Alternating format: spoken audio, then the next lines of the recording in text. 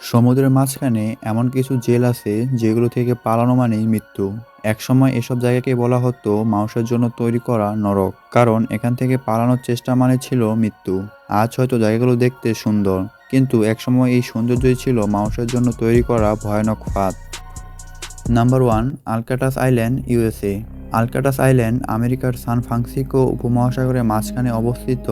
এই ছোট্ট দ্বীপে ছিল বিশ্বের অন্যতম ভয়ানক ও রহস্যময় জেল আলকাটাস। 1934 সালে এটিকে আধুনিক কারাগারে রূপান্তর করা হয়। এর আগে এটিকে মিলিটারি ক্যাম্প হিসাবে ব্যবহার করা হতো, যেখানে সৈনিকদেরকে প্রস্তুত করানো হতো। পরে এটিকে জেলে পরিণত করা হয় এবং সেখানে পৃথিবীর সবচেয়ে ভয়ানক অপরাধীদের বন্দী করে রাখা হতো। এই জেল সমুদ্রের মাঝখানে হওয়ায় এই জেল থেকে পালানো একেবারেই অসম্ভব ছিল। আলকাটাসের সবচেয়ে বড় বৈশিষ্ট্য হলো এর অদ্ভুত এবং নিরাপদ অবস্থান। সমুদ্রের মাঝখানে এই জেলটি হওয়ায় এখান থেকে পালানোর চেষ্টা করা মানে ছিল মৃত্যু, কারণ দূর দূর থেকে শুধু বিশাল সমুদ্র আর সমুদ্রের ঢেউই দেখা যেত।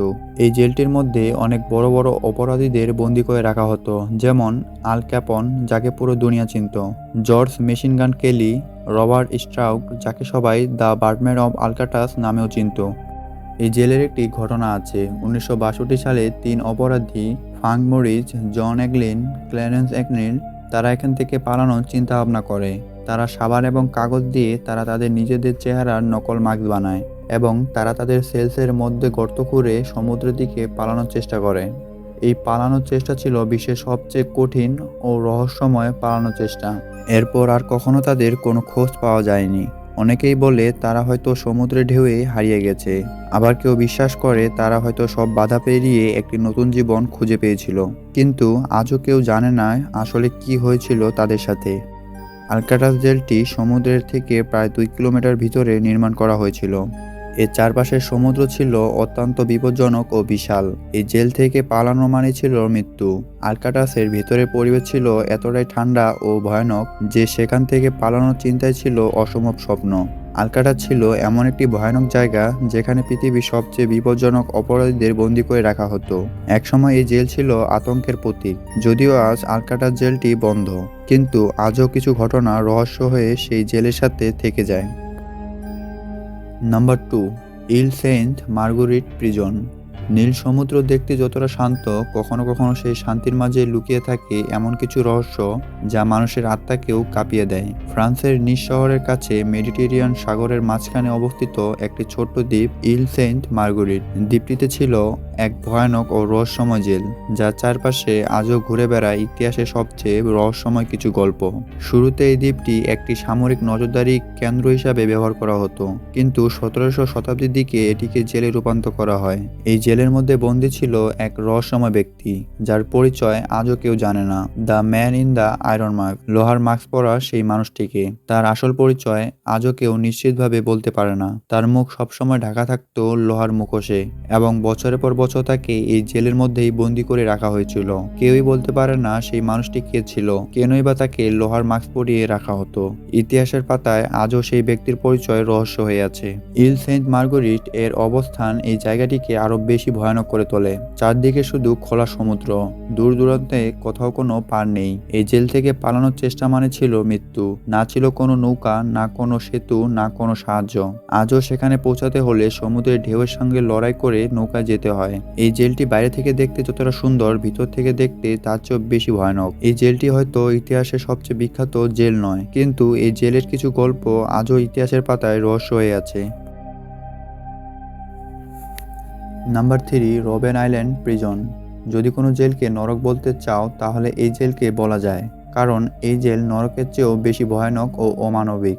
দক্ষিণ আফ্রিকার কেপটাউন শহর থেকে কয়েক মাইল দূরে সমুদ্রের মাঝখানে অবস্থিত রবেন আইল্যান্ড। বাইরে থেকে দেখতে যতটা শান্ত মনে হয়, ভেতর থেকে এই জায়গাটি এমন ছিল যে মানুষের আত্মাকেও জীবিত অবস্থায় গিলে ফেলা হতো।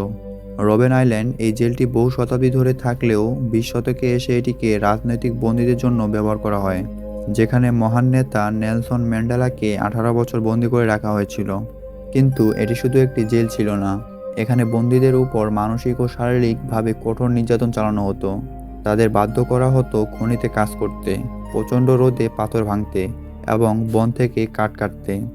উদ্দেশ্য ছিল একটাই, কঠিন পরিশ্রমের মাধ্যমে ধীরে ধীরে তাদের শরীর ও মনকে দুর্বল করে দেওয়া। অনেক সময় খালি পেটে সারাদিন কাজ করানো হতো, আর রাতে তাদের রাখা হতো ছোট্ট একটা অন্ধকার রুমের ভিতর। সমুদ্রের মাঝখানে এই জেলটি হওয়ায় চারপাশে শুধু সমুদ্র আর সমুদ্রের ঢেউই ছিল। যেখান থেকে পালানোর চেষ্টা ছিল শুধু স্বপ্ন।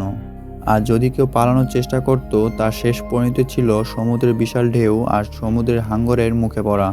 এই দ্বীপে পৌঁছানোর পর মানুষ আর ফিরে আসতো না, ধীরে ধীরে হারিয়ে যেত। এই জেলের জীবন ছিল খোলা চোখে দেখা এক দুঃস্বপ্ন। এখানে কোনো মানবতা ছিল না, কোনো সম্মান ছিল না, ছিল শুধু আদেশ আর শাস্তি। সপ্তাহের পর সপ্তাহ পরিবারের সঙ্গে কোনো যোগাযোগের অনুমতি ছিল না। সব সময় তাদের কঠোর নজরদারির মধ্যে থাকতে হতো। এখানে শাস্তি শুধু লোহার শিকল ছিল না, শাস্তি ছিল মানুষকে ভিতর থেকে ভেঙে ফেলা। আজ রবিন আইল্যান্ড একটি জাদুঘর, কিন্তু আজও এই জায়গাটি মনে করিয়ে দেয় সেই মানুষগুলোর কথা যাদের অপরাধ ছিল শুধু ন্যায় ও সমতার পক্ষে কথা বলা। রবিন আইল্যান্ড এমন একটি জায়গা যেখানে জীবনের সবচেয়ে কঠিন শাস্তি ছিল মৃত্যু নয়, বরং স্বাধীনতা হারিয়ে ধীরে ধীরে ভিতর থেকে ভেঙে পড়া। নাম্বার 4, বাস্তব প্রিজন, নরওয়ে। যদি আপনাদের মনে হয় জেল মানেই অন্ধকার ঘর, লোহার শিকল আর ভয়, তাহলে বাস্তব জেল সেই ধারণাকে বদলে দেবে। এই জেলটি নরওয়ের ঠান্ডা সমুদ্রের মাঝে একটি ছোট্ট দ্বীপে অবস্থিত। চারপাশে সবুজ গাছ, খোলা আকাশ, শান্ত পরিবেশ। বাইরে থেকে দেখলে মনে হয় এটা কোনো ছুটির জায়গা, কিন্তু এই শান্ত দ্বীপের অতীত মোটেও শান্ত ছিল না। 1900 সালের শুরুর দিকে এই দ্বীপটি শিশুদের জন্য একটি সংশোধনাগার তৈরি করা হয়। এর নাম ছিল বাস্তয় বয়েজ হোম। নাম শুনে মনে হতে পারে এখানে শিশুদের ভালো মানুষ বানানো হতো, কিন্তু বাস্তবে এখানে শিশুদের ওপর কঠোর ও অমানবিক আচরণ করা হতো। ছোটখাটো ভুল বা শাসন না মানার কারণে অল্প বয়সী ছেলেদের এখানে পাঠানো হতো। তারপর তাদের দিয়ে কঠিন কাজ করানো হতো।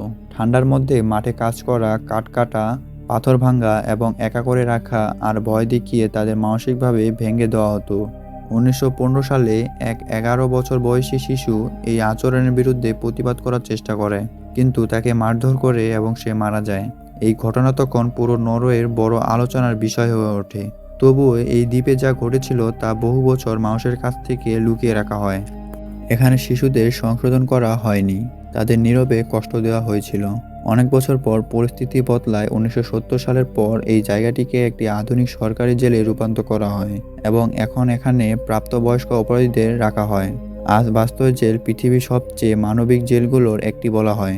এখানে বন্দীরা বাইরে অনেক কাজ করতে পারে, নিজের খাবার নিজে রান্না করতে পারে, বই পড়ে, খেলাধুলা করে, এমনকি ঘোড়াও চড়তে পারে। কিন্তু তারা পুরোপুরিভাবে মুক্ত নয়। তারা এই দ্বীপ ছেড়ে কোথাও যেতে পারবে না।